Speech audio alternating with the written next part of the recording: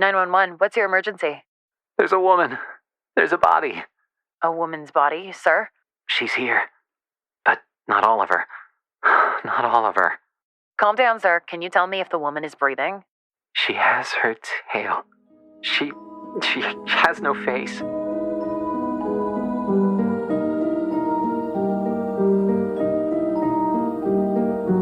I'm Ingrid Mendoza, and you're in Killer Country. This week, we're diving into the bizarre death of Maribel Diaz. Maribel dreamed of becoming a Hollywood actress, but trapped in the small seaside town of Mystic Bay, Florida, her options were limited. She'd book an occasional used car commercial or a clown at a child's birthday party, but legitimate opportunities were few and far between. Eventually, however, Maribel found a path to acting in an unexpected place, Wild Tides Water Park. There, Maribel donned a long silver tail and a shimmering tube top. 5 days a week, rain or shine, she'd swim in a massive glass tank, smiling at tourists and posing for pictures. At Wild Tides, Maribel became Miss Maribel, the magic mermaid of Mystic Bay. Then, on August 24th, 2012, everything changed. Hurricane Braden tore through Mystic Bay, destroying 65 homes, 34 Shake Shacks, and leaving at least one person missing: Maribel Diaz. Frank Wild, the longtime owner of Wild Tides Water Park, was among the last to see her alive. She was a pretty redhead. Some say she had web feet. She never wanted to talk. Now, I don't like to speak ill of the dead, but she was a little cold. Snobby, you might say. When the hurricane was coming, I told her, "Hey, sweetie, you can stay with me. 'Cause, this place is a fortress. I got hurricane shutters, sandbags, the whole shebang. A bunker with a sauna, screening room, bowling alley. Regulation bowling alley, do you understand? Yeah, the real deal." I told her, I got 2 months worth of beans. All kinds of beans, right? Black beans, kidney beans, pine-toe beans, lima beans, soybeans, jelly beans. I was worried, because she lived all by herself. I owned the building she lived in, and I knew it was, I knew she wouldn't have beans. But she told me she'd be okay on her own. Maybe if she just stayed at my place. You wonder what might have been. But she said no, she didn't even like beans. I spoke with Frank at his home over 3-bean salad. From where we sat on an expansive back patio festooned with marble statues of dolphins, women, and dolphin women, we could see the very top of Wild Tide's Megalodon Mega Twister. It's a massive water slide, just over 100 feet tall, that shoots park visitors into the waiting jaws of a fiberglass megalodon. Please, this park employs half the damn town easily. We added that big slide, the friggin' orcas. It's a sight to see, especially the mermaids. And Maribel, well, she was the most popular one. You really just never think of something happening to a girl like that in a place like this. Well, except for that time when those kids got eaten during the alligator parade. Or the time the clowns went feral. Oh, or that time when the old guy... Behind us, something bumps. Hard. Against a glass wall. Don't mind her. That's Cannellini. Here, girl. Come here. Come on, sweet bean. Frank Wild, heir to the Wild Bean Company fortune, is an avowed animal lover. His home, a concrete monolith rising from the steaming marsh, includes a massive glass pyramid teeming with all sorts of aquatic marvels, including, most notably, a 6-foot albino alligator named Cannellini. He also owns a narwhal, 7 dolphins, roughly 16 flamingos, 3 tigers, 7 pythons, a wild boar, and several ostriches. Most are named after beans. Frank goes on. I used to have a whole mess of macaws, too, but every hurricane, more of them escaped. Sometimes I still see them flying over the house. I guess they wanted to be free. Yeah, whatever that means. Anyway, she was a nice girl. Sometimes. And it's a shame what happened. Jessa Lynn Garcia, another mermaid at Wild Tides Water Park, remembers Mirabelle a bit differently. She was just sweet as pie. She really was. And such a pretty little thing for a brunette. Oh, except for the gills. She was always giving me real nice tips, about what to do with my clothes or my hair. She'd come up to me while we'd be putting our tails on and say something like, "Oh, Jessalyn, you would look so good as a blonde." Or, "Oh, Jessalyn, don't go to that Shake Shack on August 24th. I had a vision." And, she was always the second runner-up at pageants. Almost Miss Key Lime Pie. Almost the Orange Blossom Queen. Almost Ambassador to Kazakhstan. People don't realize it, but it takes a lot of character to keep showing up after losing out over and over and over and over and over and over again. I'm proud of my titles. Always will be. I don't take the honor of being the Orange Blossom Queen 6 straight years in a row lightly, but, I admired Mirabelle, too. And she had a good heart. She'd volunteer all the time. She'd perform for the little old people down at the senior center, sing that song from that mermaid movie, I'm in Your World, or whatever it's called. I don't know. My children only watch godly movies. But she'd sing that. She didn't have children, so maybe she didn't realize. Or a husband, which I also have, so. Oh, and she was a perfectionist. So she'd sing that same song over and over till she got it right. 20, 30 times. The old people would tell her she didn't have to, that she could stop at any time, but she was happy to do it. She was a natural performer. Oh, so gifted. I was never like that. I mean, everyone's different. Some of us are more into the artistry of it all. I'm a Wild Tides water park mermaid because I believe it's important to provide families with wholesome, all-ages entertainment at an affordable price. But others, they like the attention. Not that I'm blaming her for what happened. Gosh, no. She was a nice person. She didn't deserve that. Not at all. You just never think something like that would happen in a teeny little teensy-weensy town like Mystic Bay. I mean, besides that time that poor boy was pushed into that hydraulic press, or that old man who spontaneously combusted in the Publix parking lot.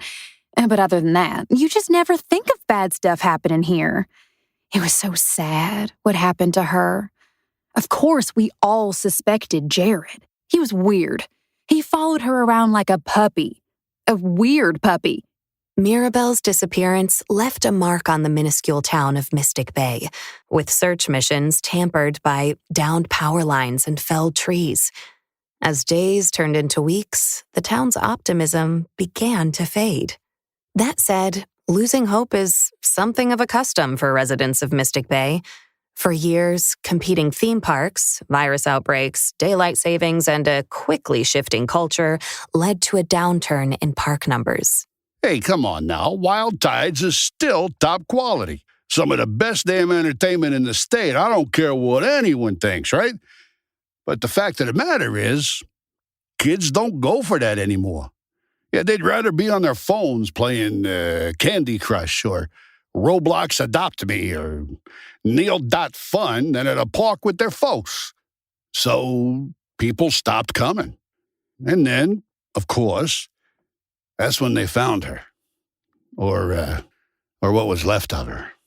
What was left of Mirabelle was found by Jared Holt on November 15th, 2012, 3 months after she went missing. That's his voice you heard in the 911 call at the top of the episode. She has her tail. She has no face. When Chipko County Police arrived at the scene, they discovered a grisly sight. Mirabel Diaz, lodged in the jaws of the megalodon megatwister, her mermaid tail curled daintily beneath her on the ancient beast's pink fiberglass tongue. The park's earliest attendees, a group of schoolchildren from the St. Brendan the Navigator Institute for Marine Biology, followed Jared's gaze, the park's famed mermaid staring back at them. That is, if she could have stared back. Jessalyn Garcia remembers the day vividly. Oh, he was all cat and tonic when he first saw her. You know, like he couldn't move or blink or say a single word. Oh, poor thing. He just stood there, looking into the hole where her face had been. It was all sunk in. A pit. No offense to Mirabel, but I think it was the worst I've ever seen her look. And it was the first day since the hurricane that the park was open to the public. That's what's so sad about it. November is always a slow month. The water's cold, the sun sets early. It's peak season for the flesh-eating algae that sometimes grows on the lazy river inner tubes. But we'd lost so much money because of the storm that we were all just so excited for the park to open back up again. And someone had just up and shoved poor little old Mirabel into the big old shark's mouth. How's that for taking the steak right out of your popsicle? Now, Jessalyn had a pretty good idea of who was responsible.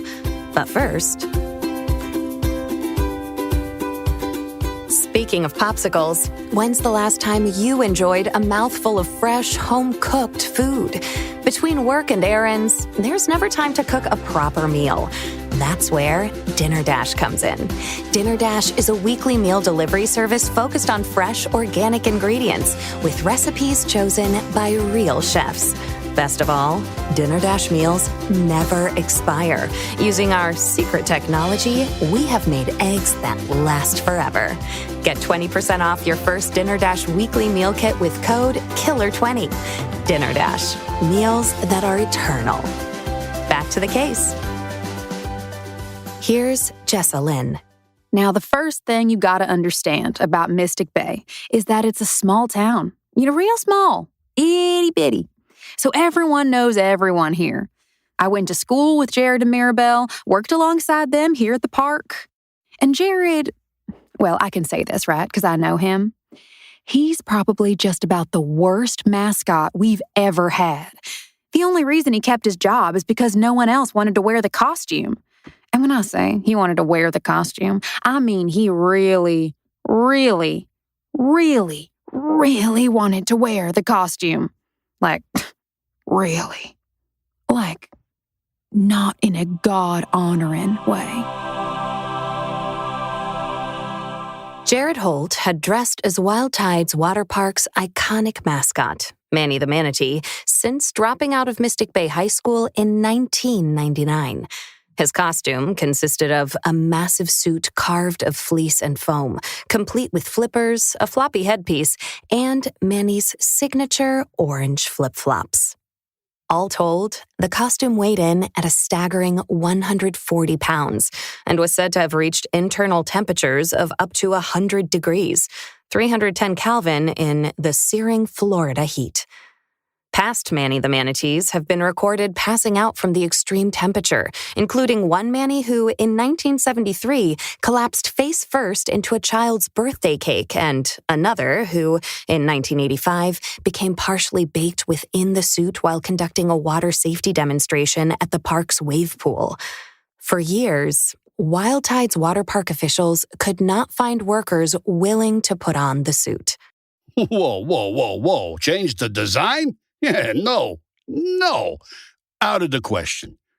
That Manny the Manatee suit was designed by my own daddy, Frank Wild Sr. Jr. He had two dreams: to sell quality beans at affordable prices across the continental United States of America, and to make a true man-manatee hybrid he referred to as the Humanity. And that damn suit? That's the second closest he ever got to it. So no, I'd never change it. If you think the suit's too heavy or too stinky or too what have you, well, that's a personal failing. Man up. And manatee up. Come on, change the suit? What, are you kidding me with this? You could smell the suit before you saw it. I'd say it was closest to... You ever have a Florida-style pizza? Well, you take a handful of saltine crackers and sort of spread them out on a paper plate with spray cheese, turtle jerky, and a little bit of gas station pickle, and a sprinkling of boiled peanuts. Just leave it out for a little bitty bit, let the sunshine do its magic, and voila, you got yourself a meal. Now, it's delicious, but you'll be smelling it for about a mile, 2 miles out if the wind hits just right. I don't really eat that sort of food, personally. The Manny the Manatee suit smelled sort of like that. Like Florida-style pizza. Or rotten broccoli. Despite the suit's numerous downsides, there was one person more than willing to don it around the park. Jared Holt. Jared, well, he strayed from the light of the Lord. I can tell you that much for nothing. Tampering with the divine design. He had a lot of off predications. He was a fuzzy. I met with Jared Holt at the Chipko County Jail. It's a small, peach-colored structure across from a former Sears-turned-Spirit Halloween. I first learned about it online. I've always liked to draw. Kind of. Like funny animals. Or animals with, like, bazooka arms. Just funny stuff, you know? Whatever pops into my head. Like maybe I'll draw a manatee with big muscles and bazooka arms. Or maybe I'll feel more like drawing a bazooka that shoots out manatees with, really huge muscles. There's a lot of symbolism there if you think about it. Not that a lot of people think about it. I have a real respect for all sirenians. That's the term for aquatic mammals like manatees and dugongs, by the way. Sirenian. Like a siren, like a mermaid. They think sailors invented mermaids because they saw manatees out in the water and fell in love with them. I asked Jared whether his appreciation for Sirenians extended to Mirabelle. He grows quiet, sullen, and then... Mirabelle, no. I don't think of her that way. She was pretty, sure. Long, pinkish hair, cross-eyed. But she was a friend to me. Nothing less, nothing more. After all, she was the one to pull me out of that pool train. The incident to which Jared is referring occurred in June of 2001 and has since become local legend around the microscopic town of Mystic Bay. Jared Holt, then 19, had gone on break. Like many Wild Tide Water Park workers, fighting the miasmic heat of a June afternoon with can after can of fluorescent yellow alcoholic energy drinks, he suffered a lapse in judgment. Against park rules, he stripped off his heavy mascot suit and, accompanied by several other intoxicated park employees, dove into the inviting aqua-colored waters of the Wild Tide wave pool. Jessa Lynn, like nearly everyone else in the unbelievably tiny town of Mystic Bay, has heard every detail of what transpired that fateful afternoon. The wave pool, oh my stars and heavens. Well, we're not supposed to be fraternizing with the customers, the park goers. That's the first thing. It's important to have boundaries, or else the customers will try to get away with every little thing, from bringing corn dogs on the water slide to putting their bits and pieces in the jellyfish tank. And then there's the fact that Manny the Manatee should never be seen out of costume. That's the second thing. It scares the little children, seeing a bright pink human man wearing nothing but swim trunks and a manatee mascot head. It's unnatural. And then, of course, there's the prophecy. That's the third thing. But first, when it comes to looking out for your future, do you know who to trust? Invest in your tomorrow today with Chipko County Bank and Loan. With Chipko County Bank and Loan, you can rest assured your money is working as hard as you are using the power of state-certified psychic accountants. Astrological accounting harnesses the power of the planets to grow your wealth astronomically. Open an account today and receive a complimentary framed birth chart. Aries in your second house, Pisces in your eighth. It's no matter. With Chipko County Bank and Loan, even Gemini placements can look forward to financial security. And if you use code KILLER50 within 30 days, you can receive an extra $50 cash bonus just for signing up. Chipco County Bank and Loan. We'll have you seeing stars. And now, back to the case. The prophecy, as everyone knows, foretells the return of a creature known only as the anomaly. Its name cannot be uttered by human tongues, and human minds cannot conceive of its form. And the anomaly starves for the flesh of non-believers. Every 130 years, like clockwork, it returns to feed. Like, even little kids know this, right? What happens is, you go into the wave pool, you hold onto your boogie board, you hear the murmurs, and you heed those dang murmurs, Miss Ma'am. I'll tell you that much. You heed the dang-on murmurs. Well, sure, yeah, I knew about the prophecy. But you've got to keep in mind, hundreds, if not tens of people go into that wave pool, and most of them come out totally fine. So I guess, I thought I'd be okay. And then I got stuck in the pool drain. Just part of me. And it was none other than Mirabel Diaz who saved Jared from developing the same pelvic vestige as his beloved Cyreneans. She dove right in and pulled me out by the manatee head. Everyone else just stood by the edge of the pool yelling, "Prophecy! Prophecy!" But Mirabel acted. She did something. She saved my life. Back to Jessa Lynn. They said he came out of that pool drain with a pop. Like that. And I mean, look, was it a good thing he didn't drown Dingle first in that cursed wave pool to feed the insatiable, horrible force that rules over a universe of dying planets? Yes. And also, no. Because the anomaly will always get what it wants. Always. From that point on, Jared and Mirabel were said to be inseparable. The beautiful mermaid always followed closely by the familiar scent of sweat-infused foam. At first, it was just really that I was grateful. I mean, Mirabel wasn't ever exactly nice to me before that. She'd never so much as looked in my direction. Mermaids and mascots, they don't really mix, So I sort of helped her around the park a bit, just as a thank you. I'd wheel her around when she had her tail on, steal snacks for her sometimes. She loved Funyuns. Sometimes we'd play a game where she pretended to be like a seal or something, and I'd toss Funyuns into her mouth. Although I wanted to be the seal, she said no, she was the seal, and I couldn't have any Funyuns.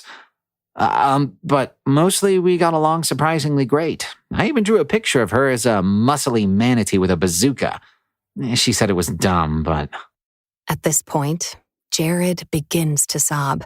As I give him a moment to compose himself, I think about the impact Mirabel Diaz had on such a nano-sized town as Mystic Bay. What is a girl to a town? What value does she have beyond her first runner-up sash? Beyond her radiant smile in the gloomy blue mermaid tank? To Frank, she was a pretty face, a moneymaker, perhaps not so different from the orcas and the nurse sharks.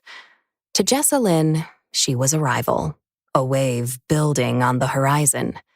And to Jared, she was part savior, part muse, a complicated mixture of things like so many of his drawings. Jared wipes away his tears with the back of one hand and continues. She said the drawing was super dumb. I think she even laughed at me. It hurt, I guess. A lot. But when I went to clear out her locker, after finding her on the slide, I saw it. There it was, taped to the inside of her locker. It was the only thing she had in there. And that changed something in Jared. That's when I decided I'd find her killer myself. I'd be a detective. Like a dugong detective, a Cyrenian sleuth, a manatee on a mission. I vowed that I would solve her murder if it was the last thing I did. And, as it turned out, Jared was fairly adept at uncovering clues and lies. But first...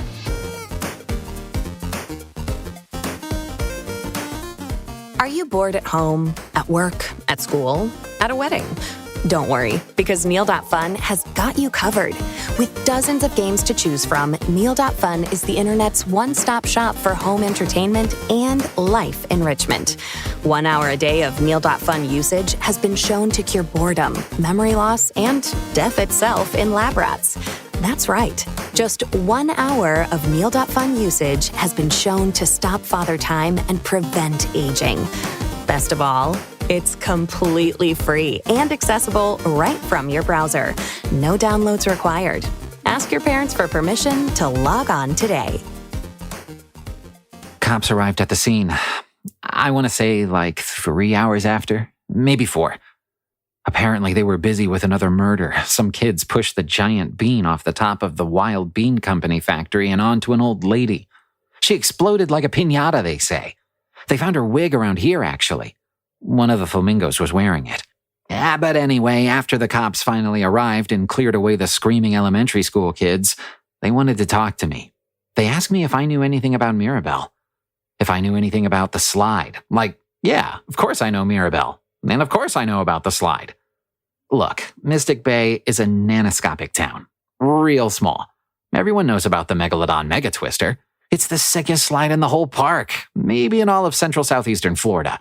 You shoot straight down into the shark's mouth. It's crazy fun. But yeah, we lose maybe 6, 7, 24 people on it every year. Like, literally lose. That's not just a turn of phrase. They go down the slide and they never come out. Some say the slide is a portal to hell.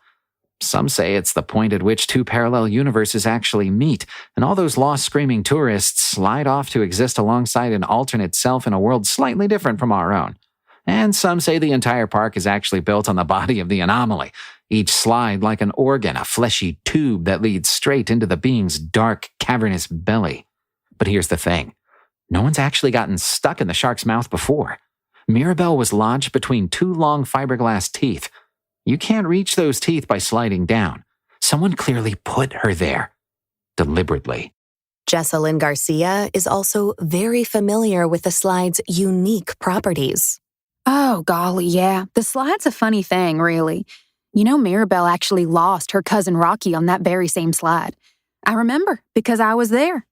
We all were. A hot summer day, real hazy-like. Some kids had snuck a Florida-style pizza into the park, dropping saltines and sprayed cheese everywhere. A whole mess. Rocky was up at the top of the slide hollering something dumb. Cowabunga bungholes is what I think he said. Now, mind you, I'm just quoting him because I believe in accuracy. I never really talk like that, just so you know. Anyway, so Rocky slid down the Megalodon Mega Twister, twisting in a mega sort of way and yelling all sorts of colorful language, and then, bloop, we never saw him again. And that's just how the slide is. Like I said, if the anomaly wants something, it'll get it. No matter what. But death doesn't hide all secrets, and one more would soon come to light. To determine who exactly placed Mirabelle Diaz inside the Megalodon Mega Twister's twisted Megalodon Mega Mouth, Jared had to infiltrate the crime scene. I went back at night. The police had taped up the crime scene, but fortunately, they had to go look into another murder. A chimp named Margarita had ripped the face off the sign spinner outside the Dizzy Dugong all-night topless buffet in pest control. Usually, Margarita would hold up a second smaller sign, like the main sign spinner would spin a sign saying, 2-for-1 drinks all night, and the chimp would spin one saying, trust us, you're gonna need them. And I guess they got into a spin-off, and then Margarita got mad and just, took it too far. Topless don't mean faceless. I don't care who you are. But anyway, the coast was clear. The cops were busy trying to find handcuffs tiny enough for the chimp. So I crawled into the Megalodon Mega Twister shark mouth, and that's when I saw it. What Jared found within the fiberglass shark's glossy, massive jaws would change the entire course of the investigation. In the shark's mouth, I found purple sparkles. Now, Mirabelle only ever wore a silver sequin tube top. Purple? That color was worn by a different mermaid entirely. That orange blossom lady. Jessalyn Garcia. Kill her? Me? Okay, now think about that for just one little bitty moment. I weigh 100 pounds soaking wet. How could I possibly murder Mirabelle Diaz, lift her, carry her through the Megalodon Mega Twister surrounding fences, and then raise her up into the shark's mouth? That thing is about 30 feet above the ground, honeydew. I could never do it. And I wouldn't kill her anyway. With these nails, please. I asked Jared about this. How could Jessa Lynn, or anyone for that matter, have lifted Mirabel Diaz into the jaws of the giant megalodon? As it turns out, his investigation produced an interesting theory. Well, that's just the thing. Jessa Lynn didn't put her there. The orcas did. I've drawn enough muscular orcas with bazookas to know they are incredibly strong. And I know that the orca tank is close enough to the water slide that an enterprising orca could, conceivably, flip a body through the air in such a way that it lands, you guessed it, right in the shark's mouth. And I know this is not only possible, but probable, because I found something else in the shark's mouth that night. Defrosted squid. As in orca lunch. As in stuff that is only found in and around the orca tank. Now, there are several reasons why an orca might want to kill Mirabel. First, it may have thought she was a seal, which is like Wagyu to an orca. She was, after all, wearing her tail. Or maybe it was trying to play with her and accidentally killed her. Happens all the time. Or maybe the orcas had enough of humans stuffing them into tanks and making them perform little tricks for sunburned snowbirds, and they snapped. Or maybe the orcas are simply agents of the anomaly, the soft universe within their animal bodies uniquely attuned to the murmurs of that hidden world beneath our own. Perhaps the anomaly knew that Mirabel had saved me in the wave pool and hated her for it, and it enacted its revenge through the orcas. We'll never truly know. But the real question is, how did Mirabel get in the tank? Why was she near it to begin with? Well, the purple sequin would suggest that Jessa Lynn pushed her in, for obvious reasons. I would have tried to find out more, but that's when the security guard came back from the bathroom and, well, now I'm here, at the jail. And there's another question we still haven't answered. What the heck happened to Mirabel's face? Why was it pushed in? An orca wouldn't do that, not even if it had a bazooka. I asked Jessa Lynn about this orca theory and what she makes of the purple sequin found at the crime scene. Wasn't this all so very strange? I'd say that Jared comes up with strange things, but really nothing strikes me as strange anymore. Not really. Yeah, there was a guy, I don't remember the name, who had built a small castle for the neighborhood stray cats. Technically, it was a hoarding situation. You could smell Cat Castle from about a mile away if you were standing downwind. Then there was a lady who kept setting fires, which isn't that weird, in and of itself, but she said the fire was how she talked to the devil. Got messages from him. Apparently, he told her to set up a dental practice. She got pretty rich doing that, so maybe she was onto something. But anyway, no, I don't find it strange. People say strange things all the time. Orcas, tanks, that's none of my business. Unable to find answers through Jared or Jessa Lynn, I visit the water park on my own. After closing, it's dark. The air is thick with humidity. The animals are sleeping somewhere unseen, dreaming their animal dreams. I've read somewhere that orcas sleep with one hemisphere of their brains, the other half remaining awake, attuned, alert. I think about this as I look up at the dark monolith formed by the megalodon mega-twister.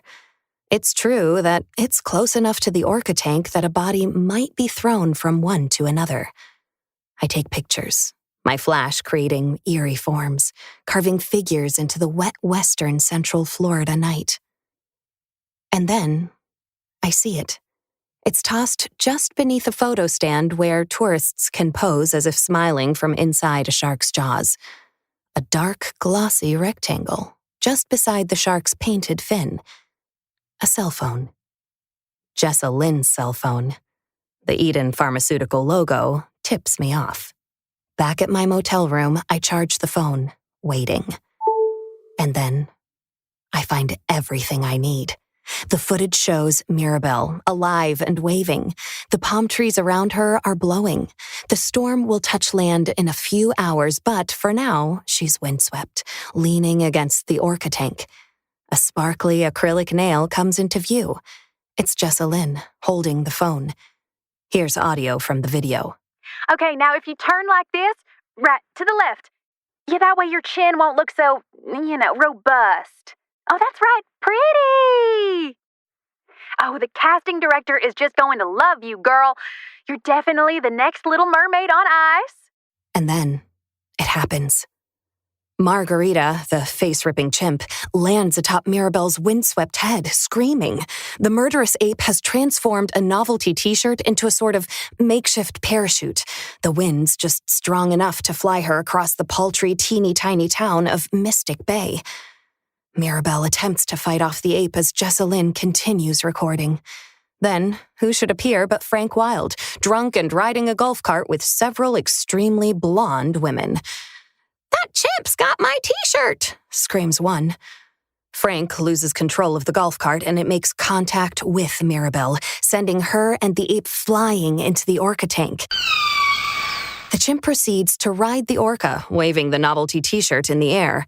Poor Mirabelle is then flipped into the air by the bucking orca 1, 2, 3 times before somersaulting directly into the smiling jaws of the megalodon. At this point, the blonde woman has located her t-shirt. It features a large lizard in sunglasses. Above it, the word iguana, have a good time. I confronted Jessalyn about the video. Mystic Bay. It's a tiny town. Minuscule. Do you know what her disappearance did to this place? I know you're in the business of crime. Beautiful missing girls. Beautiful dead girls. Everyone cares about the beautiful dead girls. It should have been me. I was the Orange Blossom Queen, not her. And here she was, about to get a part in a real Hollywood, Florida production while I'm juggling 2 jobs to raise Brayden, Jaden, Caden, and Aiden. It wasn't fair. I buried the phone in the ground. I smashed it. I didn't think anyone would ever find it, but it's hard to dig too far with these beautiful nails.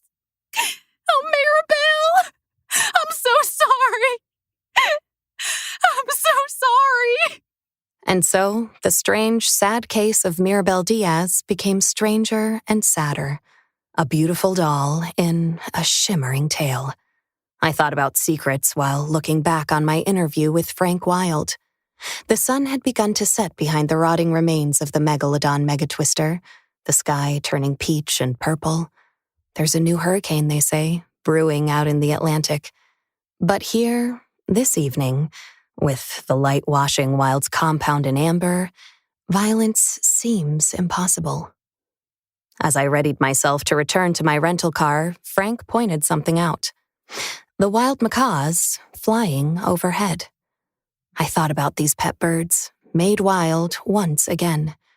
I thought about the tigers, Cannellini pacing in her cage. I thought about the wayward pythons twisting their way through the crabgrass. At my motel, I watched the phone footage of Mirabelle again. She was beautiful. Maybe she'd also been a little cold, like Frank had said. Maybe she'd been helpful and sweet. Maybe she was a good friend and a bad listener, a model employee and an average student. But she'd had dreams, and now they'd come true. Mirabelle Diaz had become famous.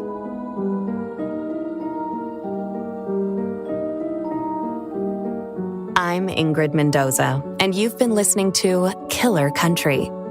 Killer Country is produced by Wild Hair Media and by supporters like you. Thank you for listening. And stay safe out there.